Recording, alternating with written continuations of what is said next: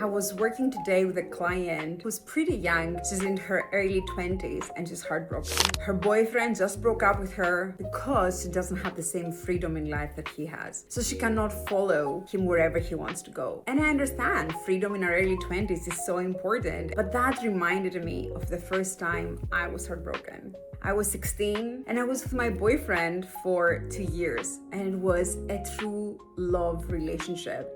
It was not really an intimate relationship because we were both so young and that part of our lives had not evolved yet. And when he broke up with me for the same reasons, because my parents would not let me travel, and he had a new car and he was a little bit older, he was 18 I think, and he wanted to travel all over Europe and all over Greece, and my parents would say, no, you're not going anywhere. But I remember that sinking feeling, and I remember going home and crying my heart out and feeling that that was the end of the world. Well, what would I tell my 16-year-old self if I could go back now? I would say it is not the end of the world, but this person is definitely not the person you need to be with. Not because there's anything wrong with him. He's a lovely guy. He met his wife just a few years later after we broke up, and he has had the life he was destined to have, the life that he wanted to have. But I always had more dreams. I had big dreams. I wanted to go to the UK and study and then travel the world and work in all sorts of places from all over the world. And I did that. And my life and his life were not really aligned. So life came and said, I will separate you. I know there's some pain, but with the pain there is also some growth, because